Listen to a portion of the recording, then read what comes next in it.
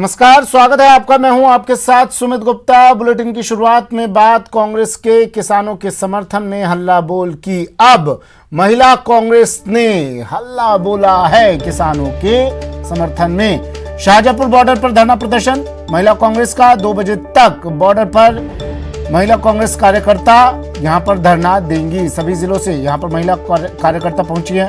प्रदेशाध्यक्ष रेहाना रियाज के नेतृत्व में ये धरना, ये प्रदर्शन किया जा रहा है।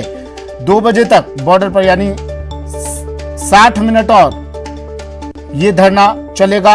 महिला कांग्रेस का किसानों के साथ कांग्रेस का हाथ। दिनेश शर्मा मेरे सहयोगी हमारे साथ जयपुर से जुड़ गए हैं और राजेंद्र अलवर से हमारे साथ जुड़ गए हैं। दिनेश, आधी आबादी का किसानों को साथ, महिला कांग्रेस भी अब किसानों के साथ आ गई है।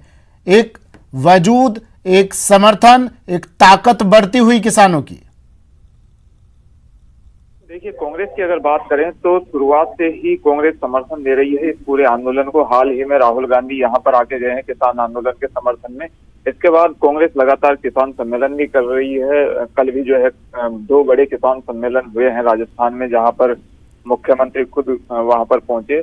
और अब जो है महिला कांग्रेस भी उतरी है किसानों के सम्मान में। आज पूरे प्रदेश से ये आह्वान किया गया था कि महिलाएं पहुंचेंगी। शाहजहांपुर बॉर्डर पे कुछ महिलाएं पहुंची भी है। हालांकि जो बताया गया था वो ये कि तकरीबन 3000 महिलाएं पूरे प्रदेश से वहां पर पहुंचेंगी, लेकिन अभी तक की स्थिति अगर देखी जाए तो वहां पर काफी कम संख्या में महिलाएं वहां पर पहुंची है। अभी भी कुछ जिलों से महिलाओं के पहुंचने का सिलसिला वहां पर जारी है, क्योंकि कई जो जिले हैं वो बहुत दूर दराज के हैं, वहां से पहुंचने में वक्त लगता है। 2 बजे का तक ये धरना है, उसके बाद जो है वापस ये लौट जाएंगे। लेकिन इसके जरिए एक आवाज बुलंद यहाँ पर की जा रही है। और कांग्रेस की अगर बात की जाए तो कांग्रेस इस किसान आंदोलन के जरिए अपनी सियासत साधने की भी कोशिश राजस्थान में कर रही है, क्योंकि राजस्थान जो है वो बेहद महत्वपूर्ण है अगर देखा जाए कांग्रेस के लिहाज से तो। और यहाँ पर कांग्रेस चाहती है कि किसी भी तरीके से किसानों को, क्योंकि अब हाल ही में जो है उपचुनाव भी होने वाले हैं 4 सीटों पर, तो उससे पहले एक माहौल बनाने की भी कवायद है। कल जिस तरीके से किसान सम्मेलन हुए थे क्षेत्रों में, वो भी एक तरीके से उपचुनाव का ही शंखनाद था। तो माहौल जो है वो तैयार किया जा रहा है उपचुनाव से पहले। इसके साथ ही कांग्रेस ये चाहती है कि, क्योंकि कुछ क्षेत्र ऐसे हैं जहां पर दूसरे दलों का साथ जो है वो किसान देते हैं, हम कहीं देखें तो जैसे बीकानेर वाला जो क्षेत्र है, इसमें लेफ्ट जो है बड़ा वजूद रखता है। इसके साथ ही आरएलपी भी कुछ क्षेत्रों में किसानों में बड़ी पेट रखती है। तो कांग्रेस की जो है कवायद यही है कि वोट बैंक जो है काफी कुछ अपनी ओर खींचा जा सके, और इसकी कवायद जो है वो लगातार जारी है। इसके साथ ही लंबा साथ जो है वो किसानों का कांग्रेस चाहती है। अगर इस वक्त, क्योंकि तकरीबन 3 महीने हो चुके हैं किसानों को आंदोलन करते हुए, कांग्रेस लगातार उनका साथ दे रही है, तो ये जो साथ अभी कांग्रेस दे रही है, इसका लंबे समय तक इसका फायदा कांग्रेस को मिल रही, इसकी कवायद यहाँ पर की जा रही है। ठीक है राजेंद्र, देखिए वैसे तो पूरे प्रदेश भर से यहाँ पर महिला कार्यकर्ताओं को बुलाया गया, लेकिन टारगेट जो दिया वो अलवर, दौसा और जयपुर जिले के कार्यकर्ताओं को दिया गया। ज़्यादा से ज़्यादा भीड़ जुटाने के लिए 3000 से ज़्यादा की भीड़ इकट्ठा होने का लक्ष्य था, टारगेट था। क्या तस्वीरें वहाँ पर, क्या जो उम्मीद थी, क्या उस उम्मीद के अनुसार यहाँ पर कार्यकर्ता पहुंची हैं? जी, अलवर शहर से बड़ी संख्या में अलवर के जो ग्रामीण विधानसभा क्षेत्र है, यहाँ जो पूरे जिले में विधानसभा वाइज टारगेट दिए गए थे। अलवर शहर से 20 बसें यहाँ से रवाना की गई हैं, जिन्हें श्रम मंत्री टीकाराम जूली की पत्नी और जो महिला कांग्रेस की जिला अध्यक्ष है कमलेश सैनी, उनके नेतृत्व में जो 20 बस और छोटे वाहनों को लेकर के यहाँ अलवर से रवाना किए गए। इसके अलावा हर ब्लॉक वाइज क्षेत्रों से भी महिला की जो पदाधिकारी हैं, कांग्रेस के कार्यकर्ता हैं और स्थानीय जो किसानों को पार्टी से जुड़े हुए जो लोग हैं, उनको ले जाकर के शाहजहांपुर बॉर्डर पर जो किसान आंदोलन चल रहा है उनके हाथ मजबूत करने के लिए, उनके समर्थन में आज महिला कांग्रेस के उतरी है। तो कहीं न कहीं महिला कांग्रेस के द्वारा सपोर्ट दिया जा रहा है किसानों के। तो शाहजहांपुर बॉर्डर पर आज बड़ी संख्या में महिला शक्ति किसान आंदोलन के समर्थन में उतरी है और किसान जो आंदोलन कर रहे हैं उनकी हौसला अफजाई की जा रही है। किस तरह का, क्या स्वरूप है इस आंदोलन का, इस प्रदर्शन का? जी, स्वरूप की बात की जाए तो चूंकि ग्रामीण क्षेत्रों में किसानों की अगर की जाए तो फसलों की, सरसों की जो कटाई का दौर है वो शुरू हो चुकी है। तो असल जो किसान जो लोग हैं, खेती कर रहे हैं, वो लोग अभी भी बहुत कम इस आंदोलन से जुड़ पाए हैं। लेकिन चूंकि कांग्रेस पार्टी का विरोध प्रदर्शन है तो कांग्रेस पार्टी के द्वारा लोगों को ले जाया गया है, गाड़ी की व्यवस्था की जाती है और कैसे भीड़ जुटाई जाती है। राजनीतिक पार्टियां ये भली भांति जानती हैं किस तरीके से भीड़ को जुटाया जाता है, ले जाया जाता है रैली और सभाओं में, प्रदर्शनों में। तो वही एक तरीका होता है, उन्हें किसान का रूप देकर के उन्हें वहां पहुंचाया जा रहा है। दिनेश, क्या इसका जुड़ाव आने वाले उपचुनाव को लेकर भी देखा जा सकता है? जाहिर तौर पर देखिए, उपचुनाव से पहले यहाँ पर माहौल बनाने की कवायद है। जिस तरीके से कल किसान सम्मेलन रखे गए थे वो उन्हीं क्षेत्रों में रखे गए, क्योंकि पहले जो किसान सम्मेलन था वो जयपुर में किया जाना था, लेकिन अचानक से जो है उनका समय बदला गया और उन क्षेत्रों में बीकानेर, क्योंकि वो सुजानगढ़ से लगता हुआ इलाका है, और मातृकुंडिया जो 3 सीटें जो वल्लभनगर, राजसमंद और सहाड़ा, उन क्षेत्रों से जो है जुड़ाव रखने वाला इलाका है। तो इनके जरिए, और कल सभा में जो है जिस तरीके की स्पीच हुई उसमें साफ तौर पर कांग्रेस की ओर से कहा गया, मुख्यमंत्री हो चाहे अजय माकन हो, पीसीसी चीफ, तमाम लोगों ने कहा कि उपचुनाव नजदीक है और ये उपचुनाव में अगर वो साथ देते हैं कांग्रेस का तो उनके क्षेत्रों में विकास आगे बढ़ेंगे। साथ ही जो दिवंगत जो हुए हैं विधायक, उनके सपनों को अब आगे बढ़ाने का वक्त आ गया है। और ये कहा खुद मुख्यमंत्री ने कि इन क्षेत्रों में जो भी अब तक मांगा गया है वो सरकार ने देने का प्रयास किया है और आगे भी इसी तरीके से जवाब दीजिए। 3000 की भीड़ जुटाने का लक्ष्य था, क्या ये लक्ष्य पूरा हुआ? और दूसरी बात ये, क्या इन महिला कार्यकर्ताओं के साथ कुछ किसानों को भी ले जाया गया है क्या अपने साथ, महिला किसानों को? जी, महिला किसान भी वहां पर ले जाया गया है। ग्रामीण क्षेत्रों में मीनाबाद के इलाका जो क्षेत्र है वहां से कुछ महिलाएं गई हैं। जो महिलाएं जिस तरीके से आप देखें अलवर से रवाना हुई हैं, वो नाचती गाती हुई महिलाएं गई हैं। लेकिन वो क्षेत्र प्रभाव राजनीतिक जो लोग हैं ग्रामीण क्षेत्रों में, पार्टी के कार्यकर्ता जो लोग हैं जिनके खेती बाड़ी उस तरीके से रहती है, उन लोगों को भी ले जाया गया है। लेकिन इस वक्त जो काम है वो फसलों का काम शुरू हो चुका है। जो मूल किसान जिसे कह सकते हैं वो कहीं न कहीं अभी भी इस आंदोलन से दूर है। ठीक है, शुक्रिया राजेंद्र तमाम जानकारी के लिए। दिनेश, आपका भी शुक्रिया तमाम जानकारी के लिए। तो महिला कांग्रेस का हाथ किसानों के साथ। बढ़ते अगली खबर की ओर। बात मुख्यमंत्री अशोक गहलोत के दिल्ली दौरे की। दिल्ली दौरे पर हैं मुख्यमंत्री अशोक गहलोत, जोधपुर हाउस में ठहरे हुए हैं और आज कई कार्यक्रमों में कई नेताओं से मुलाकात करेंगे। रणदीप सुरजेवाला के बेटे की शादी में भी आज शिरकत करेंगे। जोधपुर हाउस में पार्टी के वरिष्ठ नेता और कोषाध्यक्ष पवन बंसल, इमरान मसूद, विधायक रफीक खान और तमाम कार्यकर्ताओं से मुलाकात कर ली है। बता दें कि पवन बंसल मुलाकात करके निकल चुके हैं। मुलाकात में 5 राज्यों के विधानसभा चुनाव पर चर्चा हुई। अब सीएम गहलोत रणदीप सुरजेवाला के बेटे की शादी में शिरकत करने के लिए पहुंचेंगे।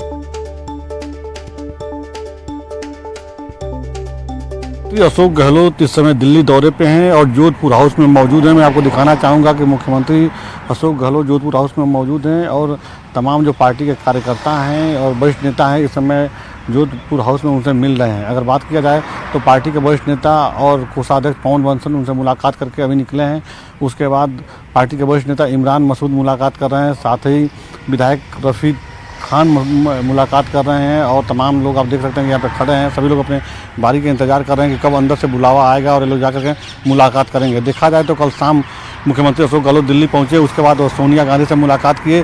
सोनिया गांधी से मुलाकात के दौरान पार्टी को कैसे मजबूत किया जाए, G23 जो गुट है जो लगातार विरोध कर रहा है सोनिया गांधी, राहुल गांधी को लेकर के, उसको कैसे संभाला जाए और संगठन को एकजुट किया जाए, तमाम बिंदुओं पर चर्चा हुई। साथ ही राजस्थान के जो राजनीतिक हालात हुए उन पर चर्चा हुई। और इस समय मुख्यमंत्री जो है तमाम जो दूसरे राज्य से भी लोग आए हुए हैं, पार्टी के जो कार्यकर्ता हैं उनसे मुलाकात कर रहे हैं। चूँकि देखा जाए तो 5 राज्यों में विधानसभा चुनाव है और साथ ही जिन राज्यों में पार्टी का जनाधार घट रहा है, राजनीतिक जमीन खसक रही है, वहाँ पे पार्टी को कैसे मजबूत किया जाए, तमाम बिंदुओं पे यहाँ पे चर्चा चल रही है। क्योंकि पार्टी के बड़े रणनीतिकारों में अशोक गहलोत को जाना जाता है, राजस्थान के मुख्यमंत्री है और ये माना जा रहा है कि आने वाले समय में जो भी सियासी रोड मैप है इन्हीं के द्वारा तैयार होगा। लिहाजा तमाम कार्यकर्ता यहाँ पे पहुँचे हुए हैं और मुलाकात कर रहे हैं। यहाँ मुलाकात के बाद मुख्यमंत्री अशोक गहलोत थोड़ी देर बाद जाएंगे एक जनपथ रोड स्थित एक होटल है जहाँ पे कांग्रेस पार्टी के वरिष्ठ नेता रणदीप सुरजेवाला के बेटे के शादी का कार्यक्रम चल रहा है, उसमें शरीक होंगे। उसके बाद शाम को जयपुर के लिए रवाना होंगे। कैमरा पर्सन योगेंद्र सिंह के साथ राजीव तिवारी, News 18 दिल्ली। बढ़ते हैं अगली खबर की ओर। कोटा के हड़ौती में धनिया पर सेमिनार आयोजित किया गया है, जिसमें देश भर से धनिया उत्पादक और निर्यातक जुटे हैं। इसका उद्घाटन लोकसभा स्पीकर ओम बिरला ने किया। इस सेमिनार में धनिया के उत्पादन, गुणवत्ता और निर्यात पर मंथन किया जा रहा है। कितना ऑलमोस्ट 1/4 हो गया है, फिर भी स्टिल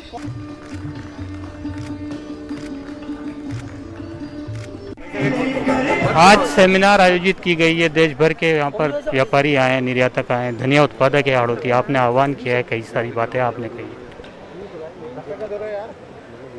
आज धनिया की राष्ट्रीय सेमिनार के अंदर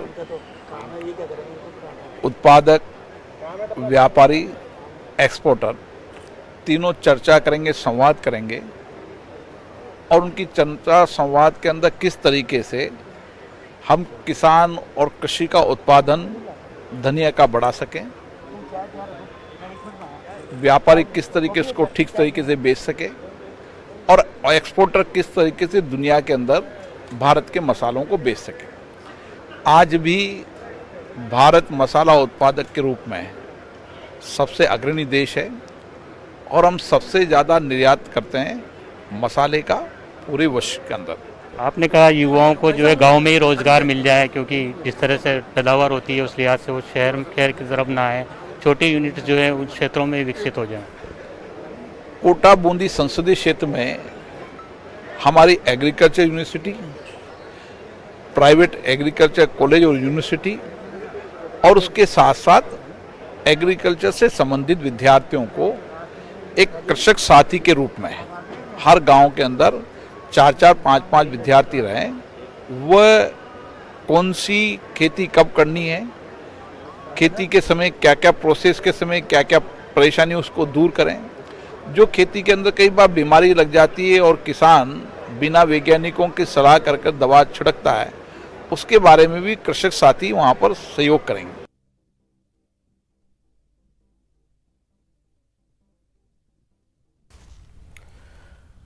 वहीं लोकसभा स्पीकर ओम बिरला समाजसेवी राजेश राठी की अंतिम यात्रा में भी शामिल हुए। इस दौरान उन्होंने परिजनों को ढांढस बंधाया। साथ ही ओम बिरला पूर्व उप महापौर मणिभाई पटेल की पुण्यतिथि पर आयोजित रक्तदान शिविर में पहुंचकर श्रद्धांजलि अर्पित करेंगे।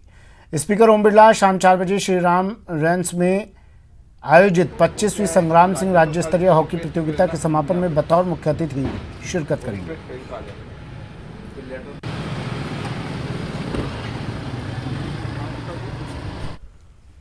दौसा अस्पताल की मेडिकल रिलीफ सोसाइटी के सदस्य आरिफ खान को हटाने के विरोध में महिलाएं लामबंद हुईं और डाक बंगले में पहुंची।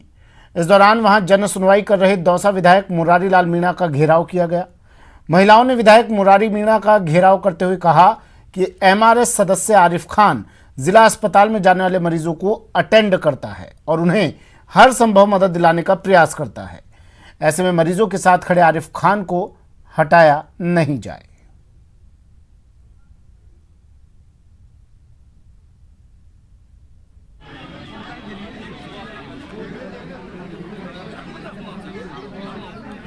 महिला पानी की वजह से भी आई हैं और विशेषकर हमारे पहले एमआरएस के मेंबर थे, वो बन गए अभी पार्षद, तो उसकी जगह दूसरा चेंज कर दिया। वो चाहते हैं कि अच्छी सेवा करता होगा तो वो चाह रही है कि भाई वही रहना चाहिए। बाकी इनकी भावनाएं मेरे प्रति और उस के प्रति तो अपनी भावना सब व्यक्त करने का अधिकार है, सब आती रहती है। आरिफ भाई कैसे बोल रहे हैं कि ना हटाओ यहाँ से, हमें आरिफ भाई चाहिए, हॉस्पिटल में कोई नहीं चाहिए। हम कभी भी जाते हैं तो पर्ची लाइन में लगते हैं तो भगा देते हैं, धक्का देके। आरिफ भाई हमें दिख गए, उसको बुलाते हैं, तुरंत आ जाते हैं और तुरंत हमारा काम करते हैं। आरिफ भाई चाहिए हमें, हॉस्पिटल सबका काम करता है साथ उजात का। हमें ये चाहिए, हमें आरिफ भाई चाहिए पार्षद भाई अस्पताल के अंदर, जो साधु जाते 200 किला सागर हिंदू मुसलमान सबका साथ देता है वो। चलिए वक्त एक ब्रेक का है, ब्रेक के बाद दिखाएंगे यूआईटी इन एक्शन।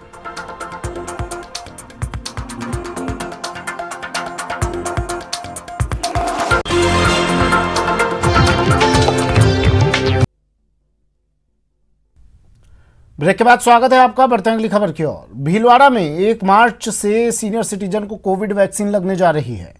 वहीं वैक्सीनेशन को लेकर तैयारियां कितनी पुख्ता हैं, साथ ही मातृकुंडिया में किसान सम्मेलन में कांग्रेस के 3 विधानसभा उपचुनाव के मद्देनजर क्या कुछ तैयारियां हैं, इस मुद्दे पर भीलवाड़ा के प्रभारी मंत्री डॉक्टर रघु शर्मा और बीज निगम के पूर्व अध्यक्ष धर्मेंद्र राठौर से खास बातचीत की हमारे संवाददाता प्रमोद तिवारी ने। और स्वास्थ्य मंत्री डॉक्टर रघु शर्मा जो भीलवाड़ा के प्रभारी मंत्री भी हैं, 1 मार्च से प्राइवेट हॉस्पिटल्स में टीकाकरण हो रहा है। साथ ही साथ जो कल मातृकुंडिया में जो एक बड़ा आगाज किया कांग्रेस ने 4 जिलों का, उन दोनों विषयों पे बात करने के लिए डॉक्टर रघु शर्मा हमारे साथ है। सर, 1 मार्च से प्राइवेट हॉस्पिटल में टीकाकरण करने वाले हैं। पहले भारत सरकार ने जो गाइडलाइन जारी की थी उसमें 50 साल से ऊपर के लोगों को टीकाकरण किया जाना था और जो कोमोर्बिड थे, जिनको कोई गंभीर बीमारी थी, उन लोगों का वैक्सीनेशन किया जाना था। लेकिन फिर भारत सरकार ने गाइडलाइन में परिवर्तन किया और अब 60 साल से ऊपर के लोगों को जो सरकारी चिकित्सालय में वैक्सीनेशन करवाने आएंगे वो तो निःशुल्क होगा। साथ ही जो प्राइवेट हॉस्पिटल्स में जाएंगे उनको 250 रुपये पहले वैक्सीन का और जो दूसरी डोज लगेगी उसका भी 250 देना पड़ेगा। दिल्ली के चारों तरफ बैठे हैं और ऐसी वाजिब मांग लेके बैठे हैं कि जो कानून बनाए हैं किसानों के हक का बता के जो मोदी जी कानून बनाए हैं उनके विरोध में वो किसान बैठे हैं। 200 से ज़्यादा किसानों की डेथ हो गई। सर्दी में इतनी भयंकर ठंड में लोग कैसे बैठे हैं? तो मोदी जी की सरकार को एक संवेदनशीलता का परिचय देके उनसे बातचीत करके कोई रास्ता निकालना चाहिए था। जयपुर में राज्यवर्धन सिंह राठौड़ निवारू गांव पहुंचे। राज्यवर्धन सिंह राठौड़ शहीद दाताराम चौधरी के निवास पर पहुंचे और परिजनों को ढांढस बंधाया। देखिए, हमारी भारतीय सेना में जो सिपाही हैं वो हमारे ही समाज से आते हैं, लेकिन सैनिक ट्रेनिंग की वजह से और अपने संकल्प की वजह से वो मातृभूमि की रक्षा करते हैं और बहुत ही मुश्किल परिस्थितियों के अंदर सेवा करनी पड़ती है। ऐसी परिस्थितियां जहां -40 डिग्री भी टेम्परेचर रहता है, उतार चढ़ाए रहता है, लेकिन भारी भरकम सामान के साथ वो वहां पर ऑपरेशन करते हैं, अपनी सैनिक गतिविधि करते हैं। एक साधारण व्यक्ति तो वहां जी ही नहीं पाता, लेकिन ये सैनिक ट्रेनिंग की वजह से वहां पर अपनी ड्यूटी निभा पाते हैं।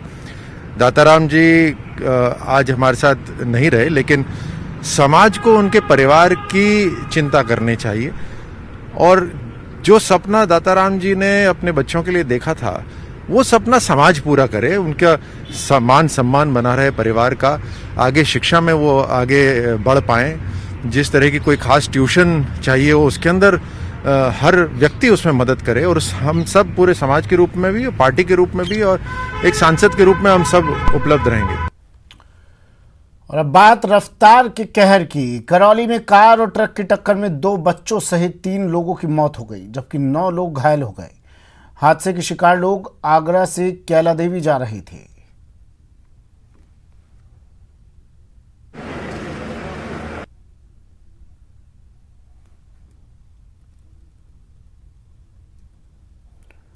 सड़क हादसा करौली में। हादसे में 9 लोग गंभीर रूप से घायल हुए हैं। रफ्तार का कहर, कार और ट्रक में जबरदस्त भिड़ंत, 2 बच्चों सहित 3 लोगों की मौत।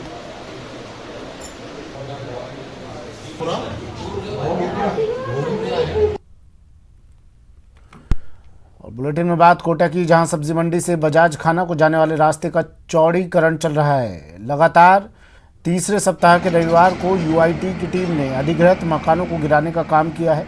सीआई आशीष भार्गव के मुताबिक अब तक 14 मकानों को गिराया जा चुका है। आज 3 बड़े 4 मंजिला मकानों को गिराने का काम जारी है। उसकी चैन माउंटिंग मशीन से नहीं गिराया जा रहा है। इधर कार्रवाई के दौरान मौके पर भारी पुलिस बल तैनात किया हुआ है। बता दें कि लोगों की आपसी सहमति पर ही नगर विकास न्यास मकानों को अधिग्रहित करके इन्हें तोड़ने की कार्रवाई कर रहा है। इस रास्ते को चौड़ा होने के बाद पुराने कोटा शहर के बाजारों में यातायात सुगम होगा।